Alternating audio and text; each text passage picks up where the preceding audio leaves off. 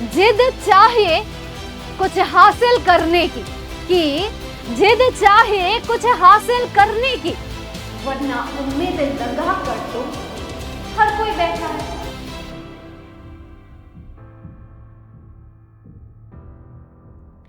Hello everyone, સ્વસ્થ રહો, મસ્ત રહો, ખુશ રહો. કેમ છો મારા વહાલા ડિયર લિટલ સ્ટાર?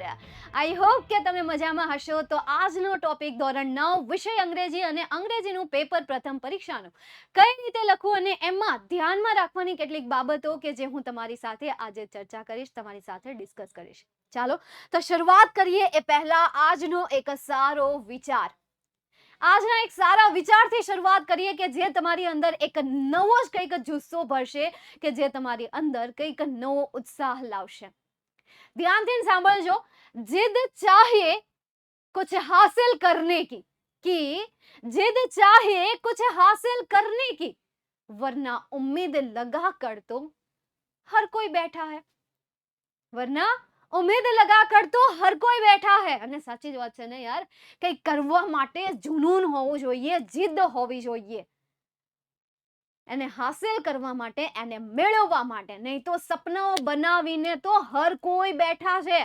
કોઈ બેઠેલા કેટલા બેઠા છે કે હું આ કરી લઈ, આ ફોડી લઈ, તો આ તે કરી લઈ, પણ આપણું પૂછવું નહીં. પણ તમારે શું કરવાનું છે?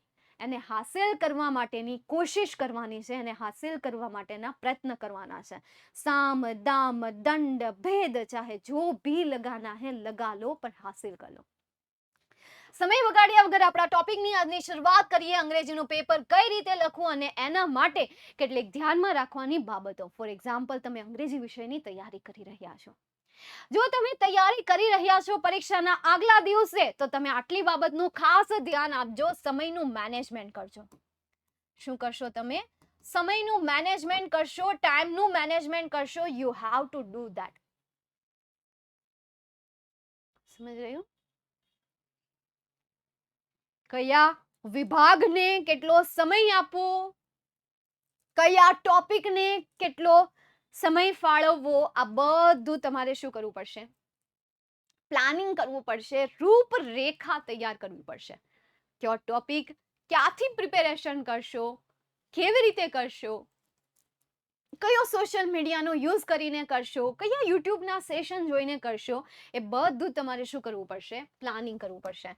તો સમય તો મેનેજમેન્ટ કરવું પડશે, સાથે સાથે તમારે સોર્સ પણ મેનેજ કરવા પડશે, કે તમે કયું મટીરિયલ ફોલો કરશો, તમે કયા યુટ્યુબ ચેનલને ફોલો કરશો, તમે કયા ટીચર પાસેથી ભણશો. એ બધું જ સોર્સ મટીરિયલ્સ છે, આ બધું જ જે છે તમારે શું કરવું પડશે?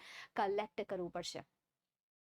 નહીં તો પરીક્ષાના દિવસે ઘડીક આ બુક ખોલશો, ઘડીક આ બુક ખોલશો, ઘડીક આ બુક ખોલશો, કારણ કે મને ખબર જ છે કે તમારી પાસે એક વિષયની ભાતની ચોપડીઓ હશે, એવું વિચારીને કે આમાં બહુ સરસ સવાલ આપેલા છે, આમાં તો બહુ ઈઝી સવાલ આપેલા છે. સવાલ બધા ઈઝી જ હોય. આપણને ન આવડતા હોય ને એટલે અઘરા લાગતા હોય, બાકી બધા સવાલ કેવા હોય છે? ઈઝી જ હોય છે. અને તૈયારી કરતી વખતે તો ખાસ તમારે આ વસ્તુ નથી કરવાની છે. બાકીના વિદ્યાર્થીઓ ભૂલ કરે છે, નેગેટિવ થોટ્સ. ભાડું કોઈએ નેગેટિવ થોટ્સ રાખ્યા છે, નેગેટિવ થોટ્સને તમારે નો એન્ટ્રી કહી દેવાની છે, નેગેટિવ થોટ્સને તમારે મ્યુટ કરી દેવાના છે, નેગેટિવ થોટ્સને તમારે સાયલેન્ટ કરી દેવાના છે, નેગેટિવ થોટ્સને તમારે એરોપ્લેન મોડ આપી દેવાનું છે. શું કરવાનું છે? એરોપ્લેન મોડ આપી દેવાનો છે. નકારાત્મક વિચારો જોઈએ જ નહીં. નહીં આવડે તો શીખી લઈશ, અને શીખવામાં પણ મેળ નહીં આવડે તો ગમે એમ કરીને તોડી ફોડી ગમે કરી લેશું, પણ કરી લેશું. નહીં આવડે તો એ શીખવાનું કામ જ આપણું છે. આપણે અહીંયા બસ એક જ કર્મ છે, ન આવડતી વસ્તુ શીખવાની, અને શીખી ગયા હોય તો બીજા વ્યક્તિઓને શીખવાડવાનું. રિયાલિટીમાં આ જ આપણું કર્મ છે. એ ધોળો હોય, કાળો હોય, ભૂર્યો હોય, બહાર દેશનો હોય કે આપણા દેશનો હોય, ગમે ત્યાંથી ન આવ્યો હોય, એનું એક જ કામ છે કે નવી વસ્તુ શીખવી, અને જો શીખી ગયા હોય તો બાકીના વ્યક્તિઓને શીખવાડવી. પોતાની પાસે રાખો તો એ ઝેર બની જાય, વાસી થઈ જાય, પણ બીજાને આપો તો તમે નવી વસ્તુ શીખશો, અને એ વ્યક્તિ પણ નવી વસ્તુ શીખશે. સમજાય છે? એટલે ભાઈ, નેગેટિવ થોટ્સ તમારા માઇન્ડમાં હોવા જ ન જોઈએ, બિલકુલ પણ હોવા ન જોઈએ. અને જો તમે જેટલી પણ મેક્સિમમ ટેસ્ટ આપી શકતા હોય તો મેક્સિમમ ટેસ્ટ તમે આપો. સેલ્ફ ટેસ્ટ આજે સ્કૂલ દ્વારા કે વિદ્યાકુલ ક્લાસીસ દ્વારા જે ટેસ્ટ અપાતી હોય એ ટેસ્ટ નહીં, પરંતુ સેલ્ફ ટેસ્ટ તમારી જાતની તમારે તમારી જાતે ટેસ્ટ લેવાની છે. કોઈ પણ તમે અંગ્રેજી વિષયની તૈયારી કરી રહ્યા છો, ગ્રામરનો ટોપિક તૈયાર કરી રહ્યા છો, તો ટેસ્ટ લો. ચેક તો કરો તમને આવડ્યું કે ન આવડ્યું, લખીને ચેક કરો, બોલીને ચેક કરો, સ્પીક આઉટ લાઉડ પણ ચેક કરો કે તમને આવડ્યું છે કે નહીં. આ ક્યારે ધ્યાનમાં રાખવાના મુદ્દા છે? પરીક્ષાના આગલા દિવસે. હવે પરીક્ષામાં પેપર લખતી વખતે ધ્યાનમાં રાખવાના મુદ્દા કયા છે? પરીક્ષામાં પેપર લખતી વખતે ધ્યાનમાં રાખવાના મુદ્દા, એક તો તમે સિક્વન્સમાં વિભાગ લખો. કેમાં વિભાગ લખો? સિક્વન્સમાં વિભાગ લખો. પહેલા વિભાગ એ એટલે એ જ, બીજો વિભાગ બી એટલે બી જ. એવું નહીં કે મને સી પહેલા આવડે છે તો હું એને પહેલા લખી નાખું, મને ઈ પહેલા, અરે ઈ તો પોસિબલ જ નથી. તમને ડી પહેલા આવે છે તો ડી પહેલા હું લખી નાખું, પોસિબલ નથી. એટલે હું એમ નથી કહેતી નેગેટિવ છે, પણ ન્યા આપણું મતલબ કે આપણા માઇન્ડ ન્યા છે ને કે પહેલા હું રાઇટિંગ સેક્શન ને પહેલા લખું, બહુ અઘરી વસ્તુ છે. એટલે ઈ અઘરી વસ્તુ નથી, પણ એને સિલેક્ટ કરવી અઘરી વસ્તુ છે. આઈ થિંક ગ્રામેટિકલ પોઈન્ટ અથવા તો ટેક્સ્ટબુક વધારે સિલેક્ટ કરશે. તો સિક્વન્સમાં તમારે વિભાગ રાખવાના છે. અને બીજી વસ્તુ કે તમારે તમારું હેન્ડ રાઇટિંગ જે છે, તમારા અક્ષર જે છે, અક્ષરને કેવા રાખવાના છે? સાફ, ક્લીન, એકદમ સ્વચ્છ રાખવાના છે, એકદમ ક્લિયર રાખવાના છે. એમાં તમારે કોઈ એટલે કોઈ પણ પ્રકારની બાંધછોડ નથી કરવાની.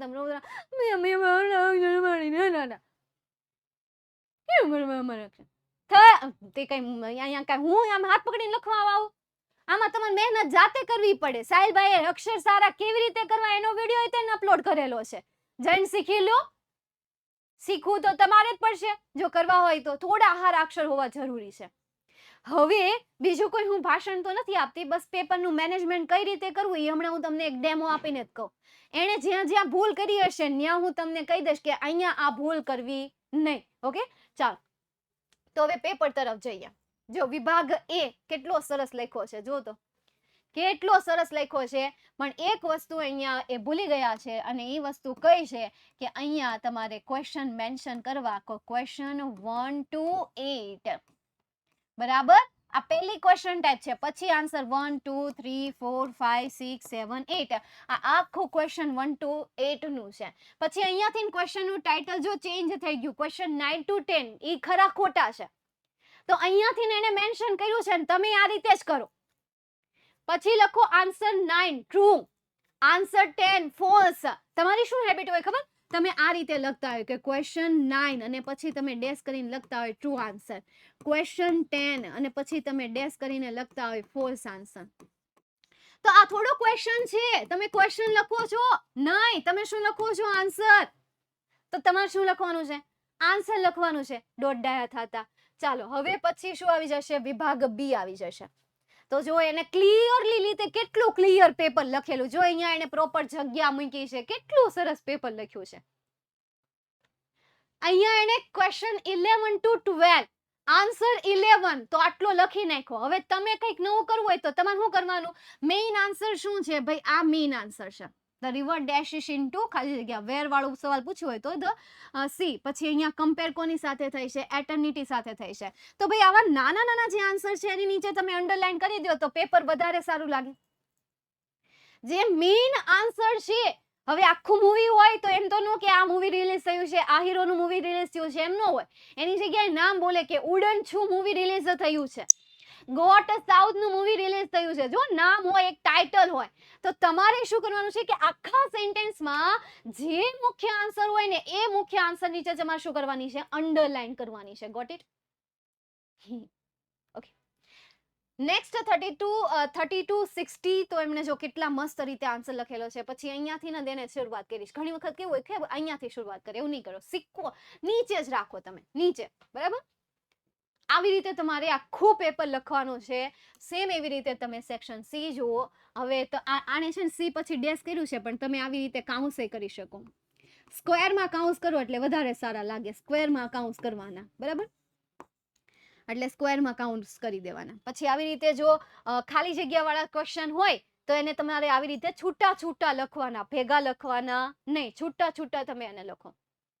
એના પછી 29 to 30 માં સેમ યાર ક્વેશ્ચન લખવાની, આન્સર લખવાની. જો તમે એની સ્ટાઇલ જુઓ કે અહીંયા એને કટ્ટો કટ બોર્ડરને અડાડી નથી દીધું, અહીંયા અડાડી દીધું હોય તો ભાઈ તમે એક વસ્તુને આપણે ઇગ્નોર કરીએ, પણ તમે ઓલમોસ્ટ જુઓ શું કર્યું છે, એને થોડી થોડી પાછળ સ્પેસ મૂકી છે અને એના લીધે લુક અલગ લાગે છે, એના લીધે દેખાવ અલગ લાગે છે અને હેન્ડ રાઇટિંગ ક્લીન અને ક્લિયર જ રાખવાની છે તમારે.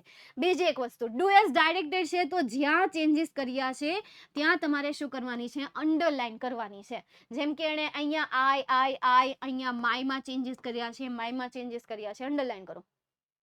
શિક્ષકને ખાલી યાદ ચેક કરવાનું, ખરું ખરું ખરું ખરું, એને યાદ રહી ગયા હોય કે મારે કેટલા ખરા કરવાના છે, 6 ખરું કરવાનું છે. 6 ખરા હોય એટલે ઈ તમને સીધા હું મૂકી દેશે, 2 માર્ક્સ આપી દેશે. હવે એકાદું પણ એને ચેન્જીસ નહીં દેખાય એટલે શું કરશે, એમાંથી ને થોડા માર્ક્સ કટ કરી નાખશે, બરાબર. 0.5 અડધો માર્ક્સ તમારો ત્યાં કટ થઈ જાય. એટલે આ બાબતનું ખાસ ધ્યાન રાખો, હાઇલાઇટ્સ કરો દરેકે દરેક વર્ડને.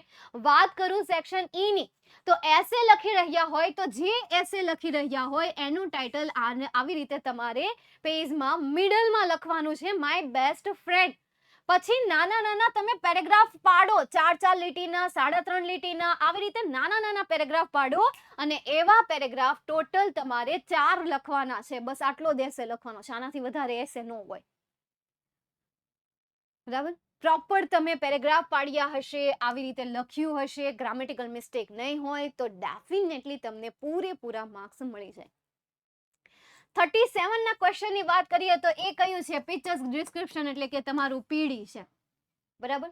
તો પિક્ચર ડિસ્ક્રિપ્શન આટલું હોય, વધીને આટલું મોટું થાય, અહીંયા સુધીનું હોય, બસ આનાથી મોટું ન હોય, આટલામાં તમારું પિક્ચર ડિસ્ક્રિપ્શન શું થઈ જાય, કવર થઈ જાય. પિક્ચરને ખાલી ડિસ્ક્રાઇબ જ કરવાનું છે ને આખો લેખ નથી લખવાનો, 10 સેન્ટેન્સ લખવાના છે. 10 સેન્ટેન્સ લખાઈ જાય એટલે તમારું પિક્ચર ડિસ્ક્રિપ્શન પૂરું. માંગ્યું એટલું લખો, માંગ્યું એટલું લખો, પણ માંગ્યું હોય એનાથી ઓછું લખવાનું નથી. માંગ્યું એટલું લખ્યું તો માર્ક્સ પૂરેપૂરા. તો પેપરમાં ખાસ તમારે આટલી બાબતોનું ધ્યાન રાખવાનું છે. બોલો, રાખશો કે નહીં રાખો? બોલો, હા પાડો, હા પાડો, હા પાડો. કેટલી બાબતોનું ધ્યાન રાખવાનું છે? આટલી બાબતોનું ધ્યાન રાખવું, બરાબર. આગળ હું લખી દઉં છું આટલી, અને છેલ્લે હું તમને એક મેસેજ આપી દઉં છું, ઓલ the best, બરાબર. Do best. મસ્ત કરો, જોરદાર કરો, શાનદાર કરો, ધમાકેદાર કરો, પણ મસ્ત લખીને આવો, ઠીક છે? ચાલો, તો અહીંયા સુધી આપણે આજના આ નાના અમથા ટોપિકને અહીંયા સુધી રાખીએ છીએ. સ્વસ્થ રહો, મસ્ત રહો, ખુશ રહો. Thank you. અને હજી જો તમે વિડીયોને લાઈક ન કર્યો હોય, શેર ન કર્યો હોય, સબસ્ક્રાઇબ ન કર્યો હોય તો કરી દો અત્યારે જ. નવો ટોપિક આનાથી પણ ખાસ હશે કે જે તમને તમારી પરીક્ષામાં મદદ કરશે, તમારા રિઝલ્ટને વધારે બેટર બનાવશે. એમના માટે સબસ્ક્રાઇબ કરી દો, લાઈક કરી દો, નોટિફિકેશન ઓન કરી દો. જય હિન્દ, વંદે માતરમ, જય જય ગરવી ગુજરાત.